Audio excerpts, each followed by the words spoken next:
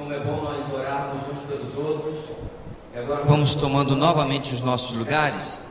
Eu quero pedir que você abra a sua Bíblia na primeira carta do apóstolo João, capítulo número 2. Primeira carta do apóstolo João, capítulo número 2.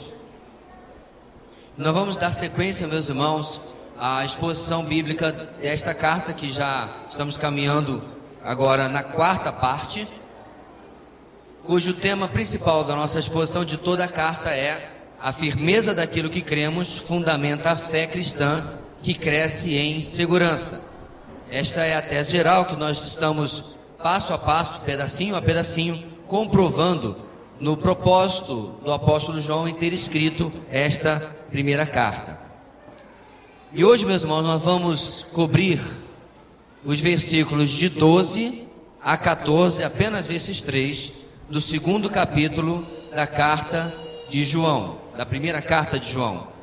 1 de João, capítulo 2, de 12 a 14. Primeira carta de João, 2, de 12 a 14. É um texto curtinho, então vamos lê-lo juntos agora nesse instante.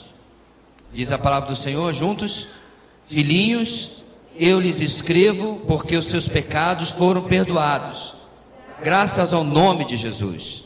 Pais, eu lhes escrevo porque vocês conhecem aquele que é desde o princípio.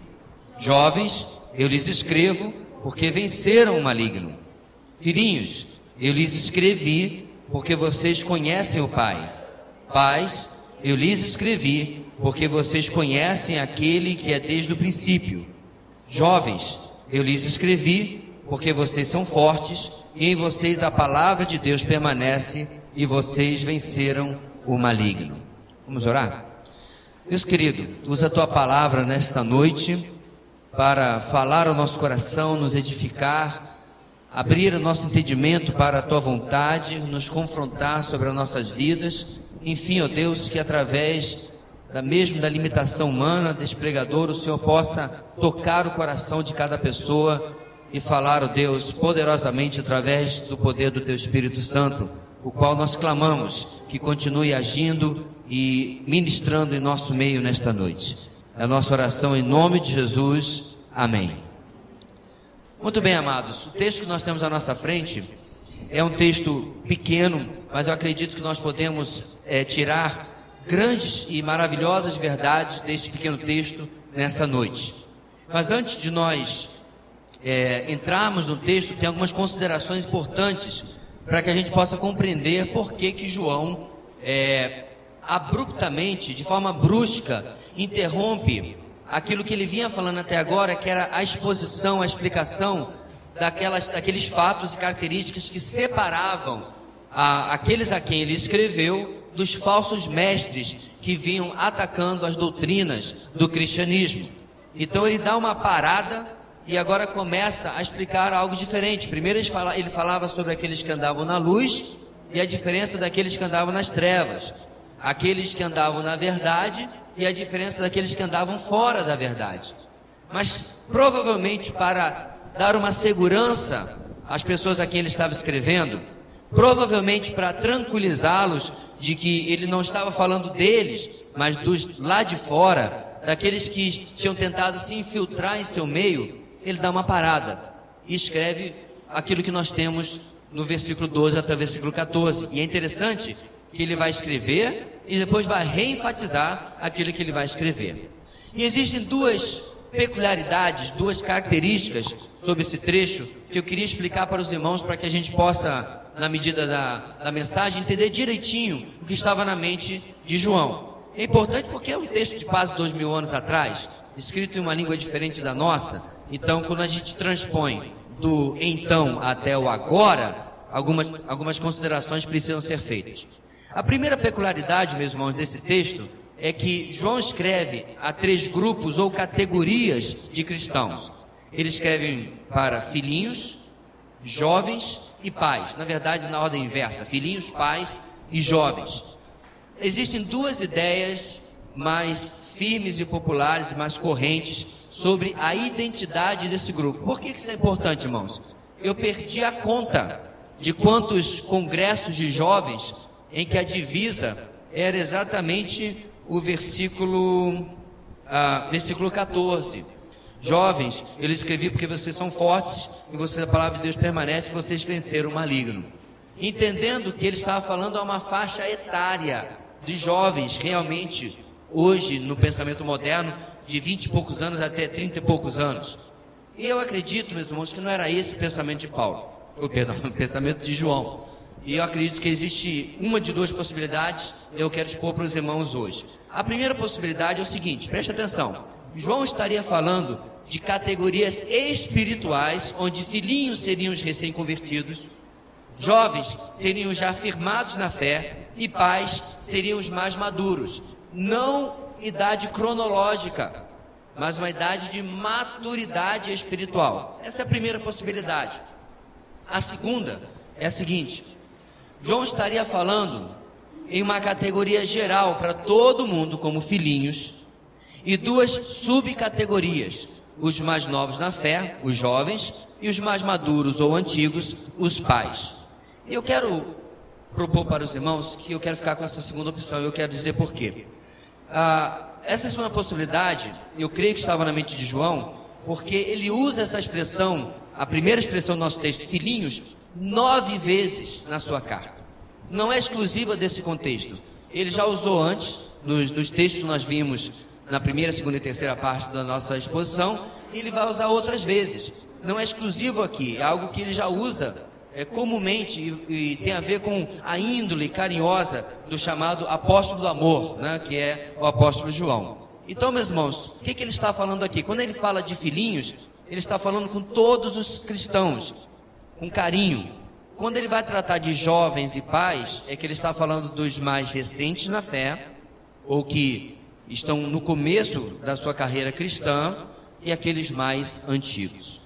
Essa é a primeira peculiaridade. Não se perca. A segunda é a seguinte: João usa o verbo presente no versículo 12 e versículo 13, quando ele diz, eu lhes escrevo. E depois ele passa ao verbo do termo grego, auristo, ou passado, quando ele vai escrever no versículo 14, eu lhes escrevi. Eu fiquei pensando, ora, por que isso? Dentre as ideias, meus irmãos, que a gente pesquisa e procura as opiniões de gente um tanto quanto mais tarimbada do que nós, é o seguinte: a explicação mais simples é que esta é apenas uma repetição didática, porém também explicativa e ampliativa do pensamento anterior. Em alguns casos ele diz algo curto no versículo 12 e 13, depois no versículo 14, como por exemplo para os jovens, ele amplia. Então, primeiro 12 e 13, eu lhes escrevo jovens. Quando chega no versículo 14, ele diz, eu lhes escrevi jovens. Ele amplia o pensamento.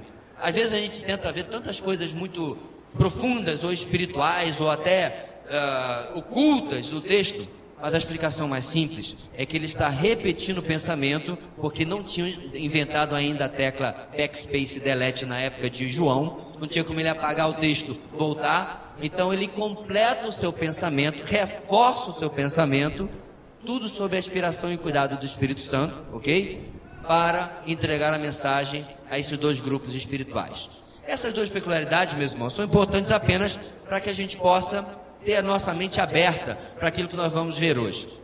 Pois bem, 3 lições vão nos trazer para comprovar a grande ideia desse texto, que é a seguinte: nossa situação espiritual autentica nossa vida com Cristo.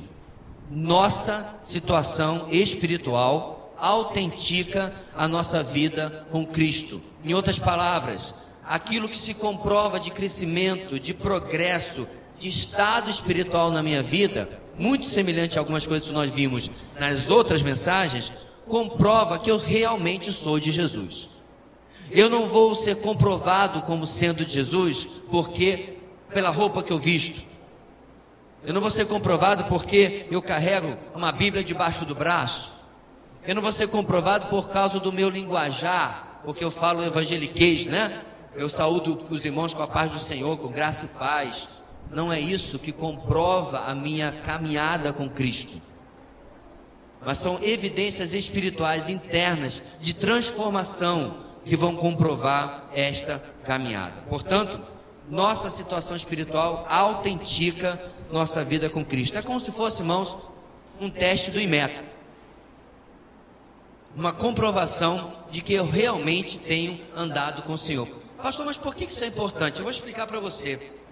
Hoje em dia, meus irmãos, nós estamos vendo cada vez mais que, com todo respeito à Igreja Romana, há muitos e muitos anos, na verdade décadas ou séculos, você vem crescendo um fenômeno em que a pessoa lá no censo do IBGE diz: eu sou católico. E aí você pergunta à pessoa: quantas vezes você vai à igreja? Ah, eu fui no batismo do meu filho, eu fui no Natal. E olha lá, ele é católico, mas ele nunca vai à igreja. Claro que tem gente que vai, mas eu estou dizendo que esta é uma tendência cada vez maior nos últimos 50, 70 anos no mínimo. Esta tendência começa a ser realidade na igreja evangélica também. A pessoa, e eu me refiro até a uma pessoa na minha mente em particular, domingo está aqui, domingo que vem está na Monte Sinai, domingo no outro está na Memorial, no outro domingo está na Liberdade, no outro domingo, para ficar ainda melhor a coisa, está no Universal. Ou seja, ela não tem nenhum compromisso com a vida cristã. Ela está cumprindo um compromisso religioso. Ela foi à igreja, joia, marcou, a consciência foi acalmada. O resto da semana, andar com Deus, andar com Cristo, aí já é outra coisa. Aí já é outra questão. E quando isso, meus irmãos, começa a se tornar uma realidade cada vez maior, é importante, não para que eu lhe avalie, mas para que você se avalie. Será que eu sou um mero religioso ou eu realmente ando com Deus? E o texto vai nos fornecer algumas coisas importantes para avaliarmos essa autenticação que nós mencionamos. Pois bem, nós não vamos ir versículo por versículo, na verdade nós vamos categoria por categoria. Filhinhos, pais e jovens. Agrupar os textos na medida que ele trata cada uma dessas categorias. Primeira lição de hoje, meus irmãos, é a seguinte: a salvação une os filhinhos, entre aspas, no relacionamento debaixo do perdão paternal. Repetindo, a salvação une os filhinhos no relacionamento debaixo do perdão paternal.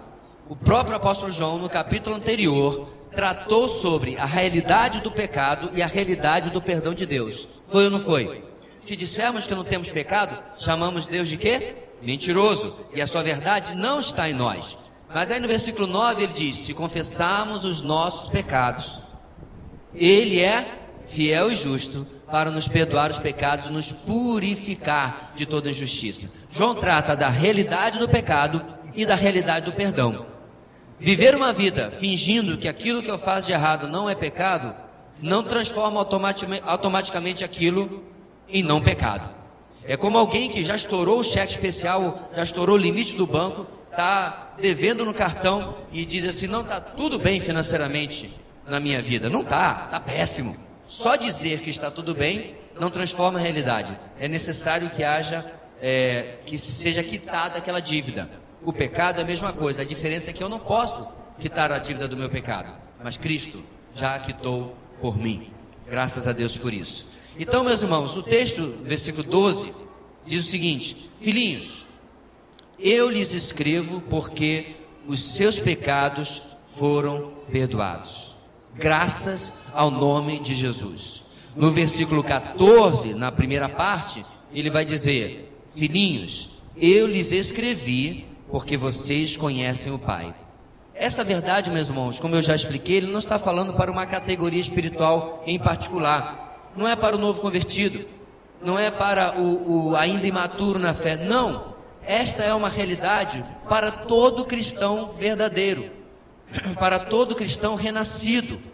Todos nós já experimentamos o perdão paternal que ele trata aqui no versículo 12 e depois no versículo 14. Ou seja, o uso dessa expressão, que como eu disse aparece 9 vezes nessa carta, filhinhos, denota o perfil amoroso do apóstolo do amor e nos faz crer que ele se refere a todos os seus remetentes e, é claro, a mim e a você também, que já se tornou um filho de Deus. Me tornei um filho de Deus, pastor? Todo mundo é filho de Deus? Não, não é. Segundo a palavra de Deus, ela me dá base e autoridade para dizer isso, todo ser humano que nasce lá na maternidade, ou em qualquer hospital particular de Boa Vista, ou de qualquer lugar do mundo, é uma criatura de Deus, como a samambaia, o cavalo, o elefante e a formiga. A diferença é que esses todos animais e plantas não vão nunca deixar de ser apenas criaturas de Deus. Eles vão existir, viver e morrer, e vão ser criaturas de Deus. O ser humano, a ele, unicamente a ele, a coroa da criação, foi dada a possibilidade de passar de criatura para filho adotivo de Deus, porque o nosso Deus só possui um filho, e esse filho tem F maiúsculo e J maiúsculo também. É Jesus Cristo de Nazaré, o único Filho de Deus. Mas através dos méritos dele, eu e você podemos passar de criatura para nos tornar filho de Deus através do perdão dos nossos pecados. Não tem outro motivo, ou melhor, não tem outro meio. Não há religiosidade que vai fazer isso por você. Não tem batismo que vai fazer isso por você. Não tem nada que vai causar isso por você, a não ser a obra de Cristo na nossa vida, na minha e na sua. Então, o autor está falando, filhinhos, a todos nós. E aí ele diz, porque os seus pecados foram perdoados. Ele usa isso como a razão dele ter lhes escrito o que coloca em contraste com aquele que andava nas trevas. Ou seja, seus pecados foram perdoados, diferente daqueles que estão nas trevas, estão cegados por elas e não conhecem realmente a Cristo.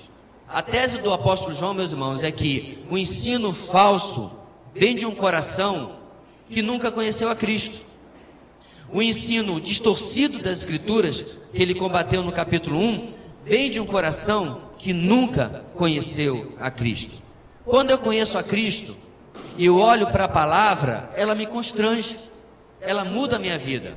Pastor, será? É. Quer ver só? Eu não sei nem qual o testemunho que eu pego aqui, mas eu vou pegar do irmão chamado Jacques. O Jacques era aquele neopentecostal de carteirinha. Sabe aquele, não conhece nada da palavra, mas sabe tudo de campanha de não sei o que, de óleo ungido de não sei o que lá, de ir na campanha, no monte, e fazer isso, fazer aquilo. Ele queria encontrar Deus e procurava nos lugares errados. Mas pela graça de Deus, meus irmãos, esse testemunho você encontra no YouTube, está lá disponível. Um belo dia, Deus deu um chega, um suficiente na vida dele. E ele encontrou um vídeo de uma pregação, inclusive do pastor Paul Washer, pastor pregador batista, chamada Uma Pregação Chocante. E aquela pregação da palavra foi um divisor de águas na vida desse irmão. Em que ele vinha domingo após domingo, semana após semana, buscando Deus em tudo quanto é lugar. Tinha profeta lá, ele ia, tinha um pastor ungido lá, ele ia, tinha um apóstolo bam, ele ia também, porque ele queria encontrar Deus, mas estava procurando em cisternas rotas, em cisternas que vazavam, que não tem condição de oferecer água alguma. E então ele ouviu essa mensagem. E aí ele reviu toda a sua vida, porque ele foi confrontado com o quê? Com a palavra de Deus.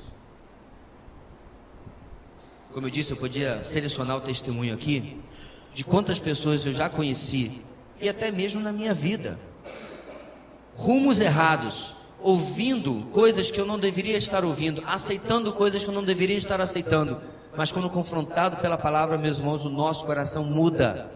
A diferença é que esses que João critica no primeiro capítulo e alerta os seus ouvintes sobre eles, tinham um coração não regenerado, não estavam debaixo da ação do Espírito Santo, e assim eles estavam cegados, é o que ele diz no capítulo 1, cegados no seu entendimento, e ofereciam todo tipo de mentira, ou tentavam oferecer ao povo de Deus.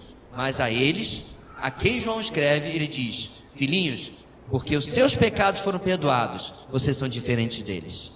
É interessante uma coisa, meus irmãos, no texto do versículo 12, versículo 14 que eu li sobre filhinhos, é que apesar que em português é a mesma palavra, em grego não é.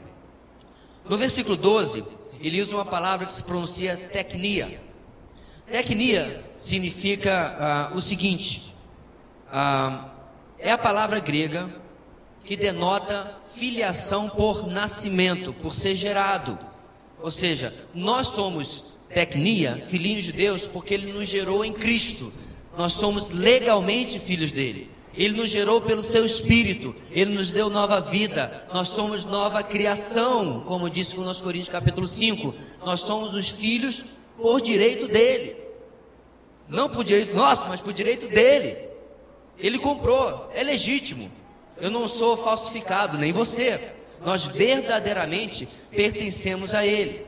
Agora, quando chega no versículo 14, João faz uma alteração interessante. Ele não usa mais a palavra tecnia. Ele usa a palavra paidia, da onde vem a nossa palavra pedagogia, né? A primeira parte da palavra, pois é, que quer dizer também filhinhos, mas aponta para, ele destaca a menoridade da criança e a sua dependência legal, moral, intelectual do pai, a sua submissão ao seu pai. Ora, quando eu pego meu filho na maternidade, e eu tenho certeza que ele é meu filho, ele é meu tecnia, mas ele não tem quase nenhuma interação comigo.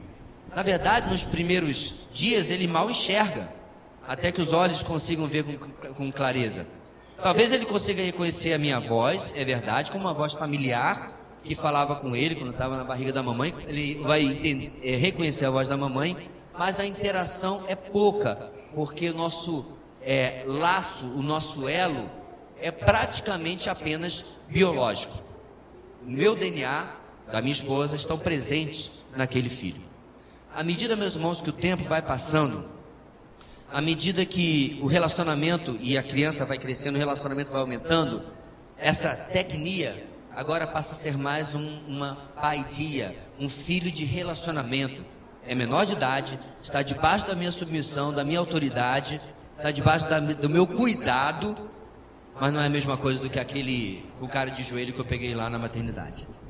Há um relacionamento, há algo mais profundo agora. Então o que João faz, meus irmãos? Ele propositalmente, ele está falando com uma audiência que fala grego, ele muda o termo para dizer, olha, vamos ler de novo? Filhinhos biológicos, eu lhes escrevo porque os seus pecados foram perdoados, vocês são filhos de verdade, graças ao nome de Jesus.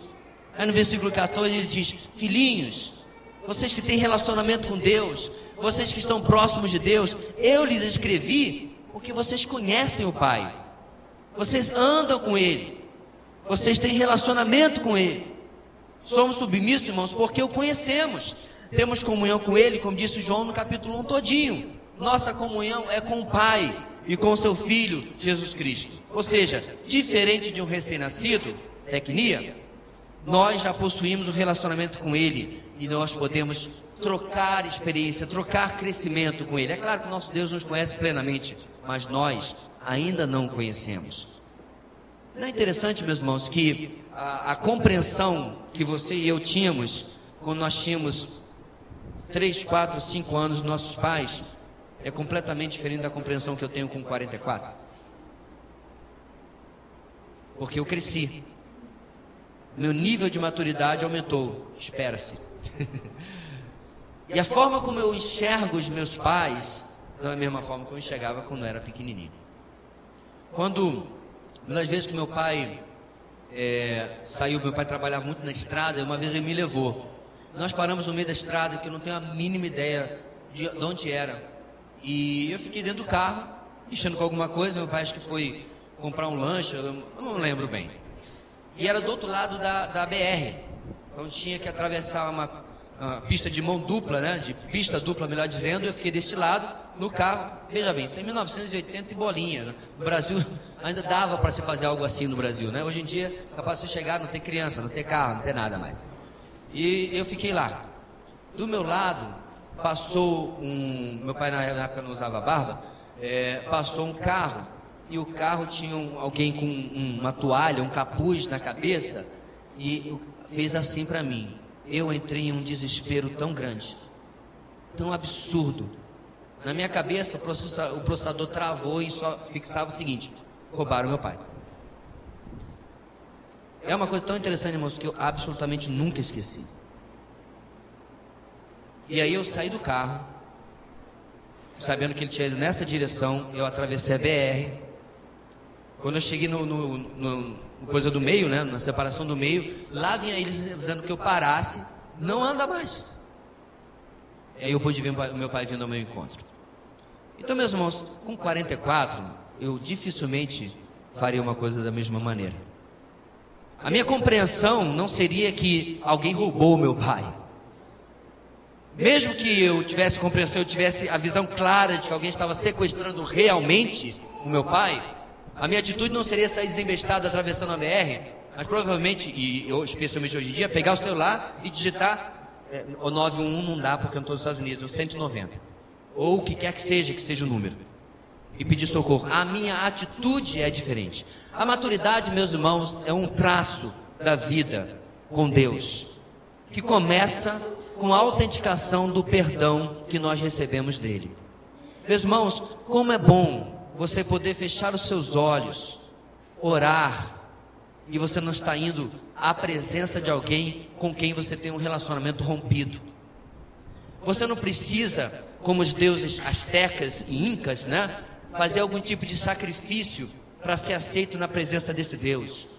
Diz as histórias que eles capturavam as virgens das tribos rivais e ofereciam em piras, né, em lugares de fogo, para aplacar a ira. Lembra da palavrinha que nós vimos na outra semana?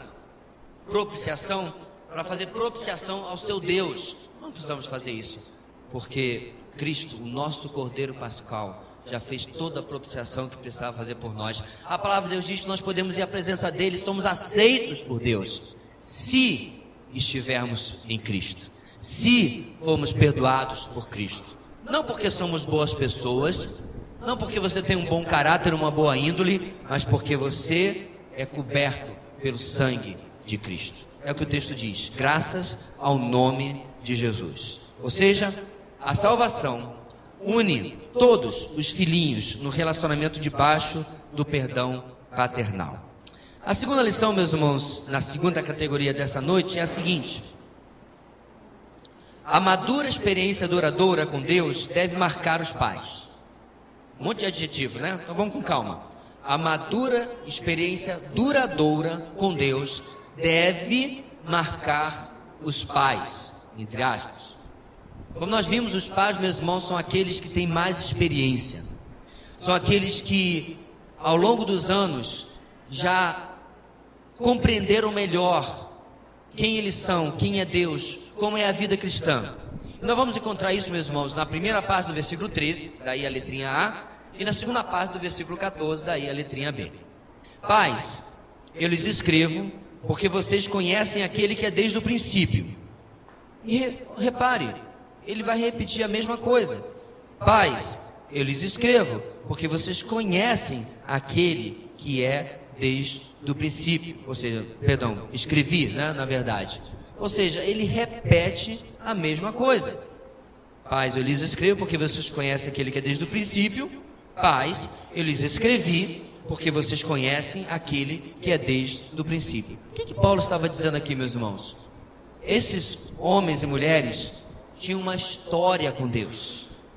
Eles tinham uma caminhada com Deus. Eu quero fazer um paralelo aqui, meus irmãos, com todo tipo de experiência do ponto de vista humano. Se você chegasse em um hospital, ok? E você tivesse, com sinceridade, e eu não estou dizendo que um ou outro profissional seja incompetente, mas que você tivesse que escolher entre um bom médico de 30 anos, já fez a sua residência, a sua especialização, na verdade já fez até mestrado, e você tivesse que escolher entre um bom médico de 50 anos, com 2 ou 3 mestrados e não sei lá quantos doutorados, e que enquanto este aqui tem 150 cirurgias, esse aqui tem 1.500 cirurgias, se você tivesse que confiar o seu filho, seja sincero. Eu vou ser sincero por você, eu escolhi o de 50 anos. É claro, meus irmãos, que há inúmeras exceções. Eu já conheci profissionais de saúde, engenheiros e advogados, e já com 50, 60 anos já estão cansados da profissão, já são preguiçosos, lenientes, né? Não são aplicados mais.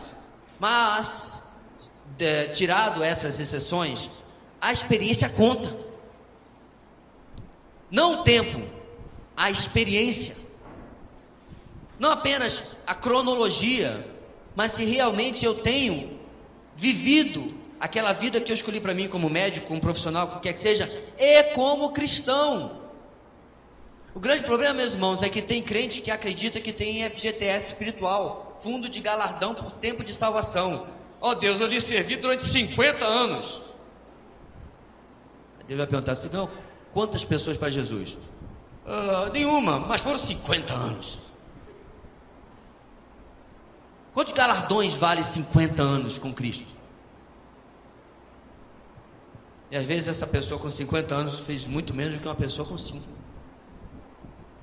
Então veja bem, meus irmãos, a salvação, ela é absoluta e totalmente pela graça, ninguém está discutindo isso.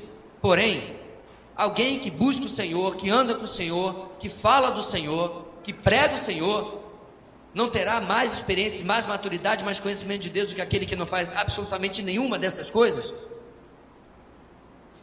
A lógica nos ensina, meus irmãos, que os pais andaram com Deus, tiveram um percurso com Deus. Uma das coisas mais tristes, meus irmãos, que eu tenho visto nos meus mais de 30 anos andando com o Senhor, falando em datas, é gente que deveria ter crescido, mas não cresceu. Muitos anos de vida de igreja, mas continuam crianças espirituais. Esses, por mais décadas que tenham, nunca seriam chamados de pais por João. Isso me lembra, meus irmãos, o que o autor de Hebreus nos ensina no capítulo 5, versículo 11 ao 14. Presta atenção, Hebreus 5, de 11 a 14. Quanto a isso, tenho muito o que dizer, coisas difíceis de explicar, porque vocês se tornaram lentos para aprender. Embora a esta altura, eu completaria esta altura do campeonato, já devessem ser mestres, vocês precisam de alguém que lhes ensine novamente os princípios elementares da palavra de Deus. Estão precisando de leite e não de alimento sólido. Quem se alimenta de leite ainda é criança e não tem experiência no ensino da justiça. Mas, versículo 14, o alimento sólido é para os adultos, os quais, pelo exercício constante, tornaram-se aptos para discernir tanto o bem quanto o mal. Perfeito texto naquilo que nós estamos falando aqui hoje, irmãos. A vida cristã, ela não pode ser feita de regrinhas e de coisas que eu faço para cumprir tabela, mas de uma vida experimentada no sofrimento, na luta e na vitória, aprendendo a passar por cada uma dessas coisas na perspectiva de Deus através da sua palavra. Umas coisas mais tristes, meus irmãos, é que tem muito evangélico, muito cristão, que tem tentado viver a vida com comida requentada, com comida de terceiros. Alguém disse, o que está faltando na nossa geração, meus irmãos, são crentes bereanos. Se você não lembra bem, em Atos, quando Paulo passa por Bereia e prega o evangelho aos judeus daquela sinagoga em Bereia, eles ouvem Paulo, olham para o Antigo Testamento, que é o que eles tinham até então, conferindo se o que Paulo estava pregando estava realmente na palavra. E Lucas registra o seguinte: os de Bereia, os bereanos, eram mais nobres que os de Tessalônica, porque à medida que Paulo ia pregando, eles conferiam nas escrituras se aquilo era assim mesmo. Qual foi o resultado? Grande conversão, porque a palavra foi comprovada através da pregação. Não foi comida requentada, foi comida comprovada aqui. Quando nós pregamos, meus irmãos, nós pregamos o que está na palavra, o que está aqui. E é isso que precisa convencer o homem através da obra do Espírito Santo. Pais não se refere a pessoas convertidas há muito tempo, mas sim àqueles que assumiram ou chegaram à posição de profundidade na vida com Deus. Profundidade como? Profundidade como servo das pessoas. Profundidade como defensores da sã doutrina. Profundidade ao manifestar o fruto do Espírito. Profundidade ao viver seu propósito nesta terra, ou seja, ganhar vidas, discipular, servir a Deus. É crente que não está encostado, é crente que não é omisso, é crente que não está vendo a vida passar, é crente que sabe que o nosso tempo nesta terra é breve e nós estamos aqui para servir a Deus. É tão interessante, meus irmãos, eu estou praticamente terminei, falta um capítulo só para ler o livro e pedir veementemente que todos os adolescentes e jovens solteiros da nossa igreja lessem, sobre namoro, o namoro e o noivado que Deus sempre quis, de um professor meu, Davi Murky, um ex-aluno do seminário que estudamos, pastor Alexandre Mendes. E é tão interessante, meus irmãos, tudo que está ali eu já estudei. Eu já aprendi de uma forma ou de outra, na sala de aula ou na vida dos meus professores. Mas é tão interessante rever aquilo e ver, queridos, que nossas famílias cristãs, evangélicas, estão lotadas de conceitos que são lá do mundo. Feminismo tem entrado em nossos lares, machismo tem entrado em nossos lares. Quando nós planejamos filhos, nós só pensamos em o que meu dinheiro pode pagar. Sabe por quê? Eu estava recentemente comprando um tênis para um dos meus filhos, e nós fomos num preço que dava para pagar, e ele saiu feliz da vida de lá com um tênis de R$70, 70 e poucos reais. E alguns metros de mim saiu um menino com um tênis de 270 e poucos reais. Nós estamos comprando a linguagem do mundo de que nossos filhos precisam de grandes coisas para serem felizes. Certa feita eu estava consertando um computador, uma empresa de empréstimo consignado. Eu tive que disfarçar e tentar fazer uma cara de paisagem para aquilo que eu estava ouvindo. E eu estava lá consertando meu computador e, na mesa, uma pessoa pegando empréstimo, e a atendente perguntou: vai investir em alguma coisa? Vai viajar? Não, esse dinheiro é para a festa de aniversário da minha filha. Um dinheiro absurdo. Quase que eu falei assim: não dá festa não, dá para mim que estou precisando terminar a minha varanda. Mas por quê? Compreendeu-se que amor traduz-se em dinheiro. Eu sei, meus irmãos, que eu estou pisando em alguns calos aqui, mas algumas coisas às vezes têm que ser faladas.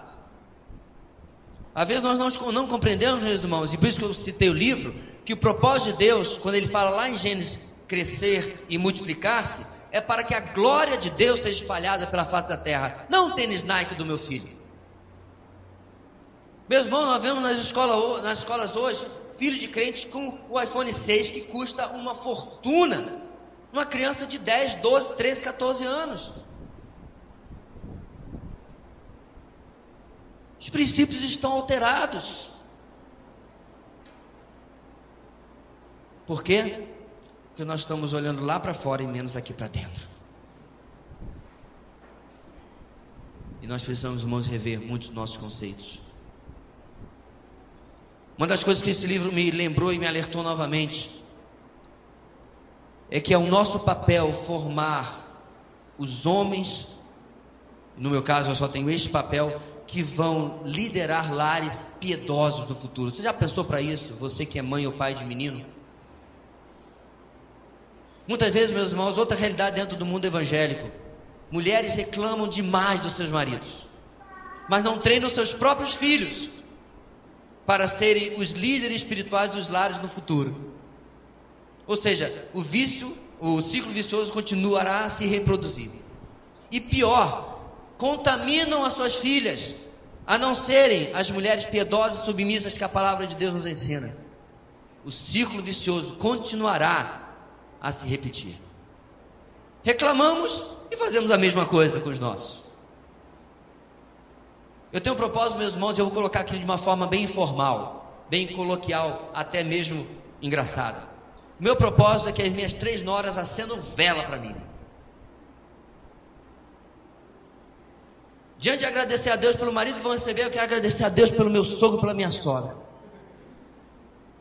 pelo trabalho que fizeram. E, meus irmãos, é incompleto, é limitado, e ainda tem muita coisa errada que a gente faz. Mas nós formaremos os lares piedosos do futuro. Se haverá, meus irmãos, uma nação piedosa no Brasil, começa dentro de um lar piedoso hoje, onde os princípios bíblicos são aplicados, onde as prioridades bíblicas são ensinadas, onde nós explicamos aos nossos filhos que mais importante do que ter é ser, e obviamente ser de Deus. A madura experiência duradoura com Deus deve marcar a vida dos pais. Você já é um pai espiritual? Você é alguém que já foi educado na justiça, que já anda com Deus de uma maneira que pode ser imitado por outros? Irmãos, que alegria que eu tenho de ter tido muitos pais na minha vida. eu digo isso com uma profunda alegria, de que ao mesmo tempo que eu era cercado de péssimos exemplos, eu pude olhar para o outro lado e ser cercado por ótimos exemplos. E pela graça de Deus, Ele me ajudou a fazer a seguinte escolha: quero isso aqui não, quero andar com esses aqui, ó. Esses que andam com Deus. Eu tive muitos Elias na minha vida, que como Eliseu eu quero andar com ele, quero a bênção dobrada deles, a unção dobrada deles. Eu não estou falando de nenhuma oração na cabeça ou nada místico assim não. A vida e o andar com Deus que eles têm, eu quero ter para mim também. Porque assim, meus irmãos, que nós aprendemos também a palavra. Porque, meus irmãos, eu levei alguns anos para encontrar alguns princípios da Bíblia em carne e osso. Isso é triste. Você olhar ao redor e não ver ninguém que viva este versículo aqui, por exemplo. E depois de algum tempo, na verdade eu nem tinha essa percepção, depois de algum tempo eu percebi, tem gente que vive isso aqui. Isso aqui não é a história da carochinha, não é a história de conto de fadas. Tem gente que vive desse jeito, pecador, mas vive isso aqui. E eu vou imitar o que ele está fazendo, porque eu quero viver a palavra também. Pais espirituais. Filhinhos, pais e agora jovens. Como eu disse, meus irmãos, esse texto não é para virar tema ou divisa, melhor dizendo, de congresso da Jubaiá. Não é isso que o texto está dizendo. Terceira lição de hoje: o crescimento em obediência à palavra gera vitória espiritual nos jovens, entre aspas. O crescimento em obediência à palavra gera vitória espiritual nos jovens. Então nós temos a segunda parte do versículo 13, por isso a letrinha B, e a terceira parte do versículo 14, que diz o seguinte: jovens, eu lhes escrevo porque venceram o maligno. E aí quando chega no versículo 14, ele amplia: jovens, eu lhes escrevi porque vocês são fortes, e em vocês a palavra de Deus permanece, e vocês venceram o maligno. Ele repete a ideia de vencer o maligno, mas agora ele explica por quê, ou como esses jovens venceram o maligno. Como eu disse aos irmãos, esses aqui são aqueles que já estão andando com Deus há algum tempo, mas ainda são imaturos, ainda precisam crescer. Não tem nada a ver com idade cronológica. Vai ter jovem espiritual com 50 anos. Se essa pessoa, eu espero, se converteu há pouco tempo. Isso aí é um processo em que eles começaram já esse processo. Essa é a parte positiva desse texto. Isso aqui não é uma crítica. Todos nós, ou todos os que já são pais, já foram jovens um dia, espiritualmente falando. Ninguém pula lá para ser pai. Há um processo pelo qual ele passa. Por isso que é um crescimento em obediência à palavra que gera vitória espiritual nesses jovens. O que o texto nos diz, irmãos? Como vencemos as lutas em nossa vida? Como vencemos as lutas no nosso dia a dia? Autoajuda? Psicologia? Filosofia? Bens materiais? Creio que não. Uma boa estrutura de ajuda na família? Tudo é muito bom, mas acredito que não. Algumas dessas coisas podem realmente fazer algumas coisas boas por nós, mas não nos defenderão contra as ciladas e investidas do maligno. Olha o que o apóstolo Paulo nos ensina, meus irmãos, em Efésios 6, versículos 16 e 17. Além disso, ele está falando da armadura da fé, certo? Armadura de Deus, perdão. Além disso, usem o escudo da fé, com o qual vocês poderão apagar todas as setas inflamadas do maligno. Usem o capacete da salvação e a espada do Espírito, que é a palavra de Deus. É muito interessante, meus irmãos, porque um dos princípios mais básicos da hermenêutica, da interpretação bíblica, é que a Bíblia interpreta a própria Bíblia. No texto de Efésios nós vimos que ele fala sobre o escudo da fé, certo? E não é qualquer fé. Em outras mensagens nesta igreja nós falamos desta fé, que ele trata que é uma fé bíblica, uma fé em Cristo. O escudo da fé, ele fala da espada do Espírito, que é a palavra de Deus.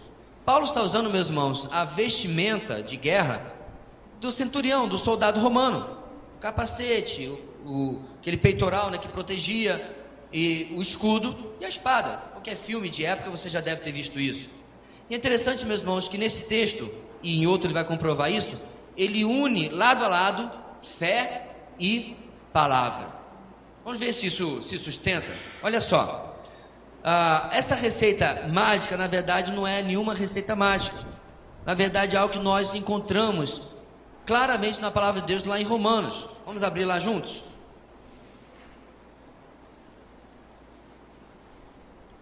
Romanos capítulo 10.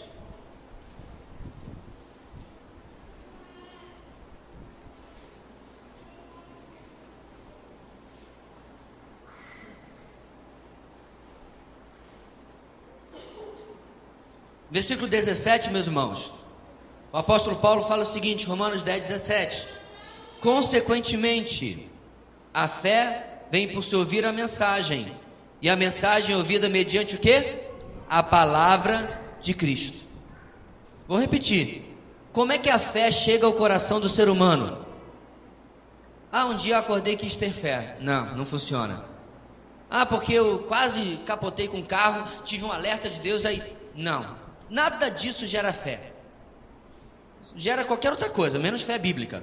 A fé bíblica, diz o texto, vamos repetir, a fé vem por se ouvir a mensagem, e a mensagem é ouvida mediante a palavra de Cristo. Como que os jovens venceram o maligno, irmãos? Obedecendo a palavra de Cristo. Obedecendo a palavra de Deus. Qual é a receita mágica, pelo qual, entre aspas, pelo qual os cristãos deixam de ser crianças e passam a ser jovens em franco crescimento? Pelo aprendizado, entendimento e obediência à palavra de Deus. Não apenas saber, mas principalmente fazer. Não apenas tentar fazer, mas saber como fazer também. Amados, isso é um tema recorrente neste púlpito, nesta igreja, mas importantíssimo. Dia após dia, quando você para estudar a palavra, você não está fazendo um mero ritual religioso. Uma vez eu estava evangelizando em Atibaia, e eu bati numa porta com uns colegas, expliquei quem nós éramos, alunos do seminário, e ela falou, e ela saiu, ela já estava inclusive com um incenso na mão quando atendeu a porta, e disse, agora eu não posso dar atenção a vocês, porque eu vou fazer o meu ritual religioso. Aí quando eu olhei de resvaleio, eu vi um Buda, e ela era budista. Então, para ela precisa todo dia colocar lá um incenso, rezar pelos mortos, sei lá mais o que ela faz, que ela precisa cumprir o quê? Aquele ritual religioso. Ela cumpriu aquele ritual religioso, ela está bem. Ela não cumpriu, está mal. Porque é algo que ela faz para ela mesma.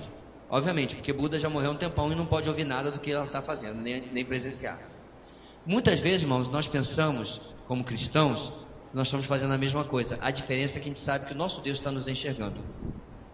E aí eu pego lá meu devocional, diário de hora silenciosa, e eu abro o texto bíblico, faço a leitura, leio a explicação que está lá, escrevo ou não uma meia dúzia de palavras, e lá no meu quadrinho virtual eu tico, fiz.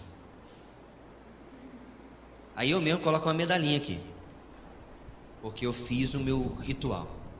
Quando eu faço dessa maneira, o que eu ganho é o seguinte: absolutamente nada. Porém, como jovem que quer crescer e se transformar em um pai espiritual, alguém mais maduro, alguém que vive aquilo que está aprendendo e quer vencer o maligno no processo, eu olho para a palavra, de preferência em um momento tranquilo, isolado, que eu não seja distraído, em um momento que eu possa dar atenção à palavra de Deus e ao Espírito Santo de Deus. E essa palavra fala, confronta, mostra como espelho alguma coisa na minha vida que não está no lugar certo, que não é como eu deveria estar vivendo. E meus irmãos, eu me arrependo daquilo, eu busco a Deus para dizer, eu quero mudar nisso aqui, Deus me mostra como. E eu saio, meus irmãos, daquele momento com um compromisso com Deus e comigo, de que eu não vou ser mais a mesma pessoa do que eu era há 15 ou 20 minutos antes daquela devocional. Aí sim, você não é um religioso. Aí, meu querido, você é um cristão de verdade, porque você confronta o que você está lendo com a sua vida. Você não acha que são apenas bonitos pensamentos, mas são pensamentos que confrontam o seu estilo de vida.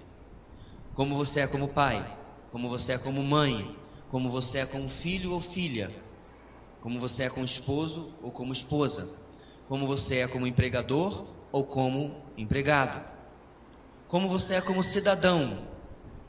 Perceba, queridos, que nada dessas coisas que eu mencionei tem absolutamente nada a ver com a minha salvação ou a sua. Esse é o grande problema, entre aspas, do cristianismo.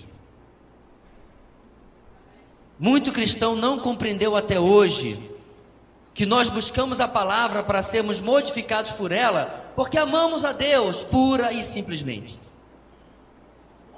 Não porque vamos comprar as benesses, comprar o agrado do nosso Pai, mas porque Ele nos ama e porque nós o amamos, e eu quero viver para agradá-lo. Meus amados, quantas vezes eu estou diante da palavra, ela me lembra alguma coisa ou revela, na verdade, traz de novo algo que eu já sei que eu devo mudar na minha vida, mas naquela hora está sendo tratado, revelado pela palavra para mim, e eu preciso voltar lá para a cruz e saber que aquilo que a palavra está confrontando a mim agora em 2014 foi tratado em 30 e pouco depois de Cristo naquela cruz. Não é uma besteirinha, não é uma coisinha que eu deva, essa aqui, porque Cristo morreu, meu irmão, pela sua meia-verdade e pela sua mentira deslavada. Cristo morreu pela sua raivinha e pelo seu ódio fulminante. Cristo morreu pela sua olhadela e ficou nisso, e pelo seu adultério. Não há nenhum pecado, pequeno ou grande, se tal classificação possa caber, que não levou o Filho de Deus a dizer: Deus meu, por que me desamparaste? Cada um deles estava sobre ele lá na cruz, e a cada um deles vale o versículo 9 que nós lemos no capítulo 1: se confessarmos os nossos pecados, Ele é fiel e justo para nos perdoar os pecados e nos purificar de toda a injustiça. O avanço, meus irmãos, é notar que o perdão dos filhinhos que nós vimos lá no começo é algo passivo.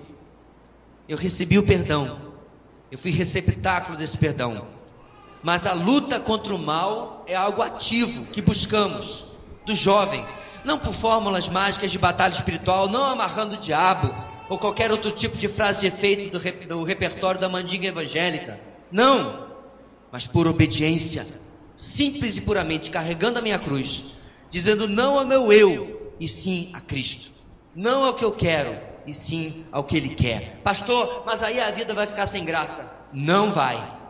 Aí é que a vida vai ter graça. Porque, meus irmãos, o que tira a graça da minha vida é o pecado.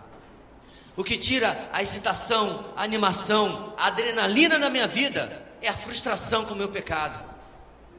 A maioria das vezes, meus irmãos, que eu estou de mau humor, eu estou de mau humor porque eu fiz alguma coisa errada. Não alguém fez comigo, eu fiz. Eu fiz. E o convencimento do Espírito Santo me deixa muito triste. E assim deve ser, porque a palavra de Deus diz, na teologia paulina, que a tristeza, segundo Deus, produz arrependimento. E depois de restaurado, aí vem a verdadeira alegria. E assim, meus irmãos, precisa ser o curso do jovem que anda com o Senhor. Um curso que dura a vida toda. A salvação une os filhinhos no relacionamento debaixo do perdão paternal. Assim todos nós começamos. Os mais experientes, os pais, a madura experiência duradoura com Deus deve marcar a vida de quem é um pai espiritual. E o crescimento em obediência à palavra gera vitória espiritual nos jovens. Talvez, meus irmãos, você tenha um pensamento humilde essa noite e diz assim: pastor, eu de maneira nenhuma quero me considerar um pai espiritual. Eu estou muito além disso. E eu vou respeitar a sua humildade espiritual. Eu não quero questionar isso porque você se conhece melhor do que eu. Mas o que eu não quero aceitar é que você se coloque abaixo de um jovem. O que eu não quero aceitar, meus irmãos, em nome de Jesus e segundo a palavra de Deus, é que você diga: nem esse jovem eu posso ser. Não tem outra categoria dente de leite, não? Não tem. Porque você está sendo urgido pela palavra de Deus hoje a ser alguém que vence o diabo através da obediência à palavra. Pura e simplesmente assim. Não vai haver campanha dos 70 apóstolos para lhe ajudar. Não tem óleo ungido. Graças a Deus, nem água. Porque deve ser insuportável a água com óleo. Não tem oração na sua cabeça e nem apelo emotivo. Fabrício, toca uma música em tom menor para você vir aqui na frente. Tem um simples e puro desafio esta noite. Olhe para a palavra, olhe para a sua vida e diga: Deus, eu quero viver isso daqui. Eu quero cumprir isso daqui. Por mais que isso me custe mais do que eu estava disposto a abrir mão. Porque quando fazemos isso, irmãos, Cristo é glorificado e nós somos edificados para a glória dele também. Vamos orar. Deus querido, nessa noite, ó Deus, o Senhor trouxe ao nosso entendimento que a nossa situação espiritual autentica a nossa vida com Cristo. Não uma vida religiosa, mas uma vida real, diária, de progresso com o Senhor. E nós queremos lhe pedir, ó Deus, que isso se torne realidade cada vez mais em cada pessoa que adentrar a este lugar. Que conviver com esta igreja, que nós, ó Deus, tenhamos uma mensagem sempre que nos confronte, nos tire do lugar comum, que nos leve, ó Deus, mais perto da tua vontade, e nos faça, ó Deus, inquietos sobre as limitações e pecados e falhas da nossa vida, mas dispostos a chegar cada vez mais perto da vontade do Senhor Jesus, e mais do que isso, da pessoa do Senhor Jesus, vendo Cristo sendo formado em nós. Obrigado, Deus, porque a tua palavra veio nos trazer alento esta noite, de que através do perdão dos nossos pecados nós somos teus, em Cristo Jesus. Veio nos trazer o desafio a sermos jovens e pais espirituais que vivem a tua palavra e que exemplificam isso com o seu viver. Ajuda-nos, ó Deus, neste propósito. É o que nós te pedimos, em o nome de Jesus. Amém e amém.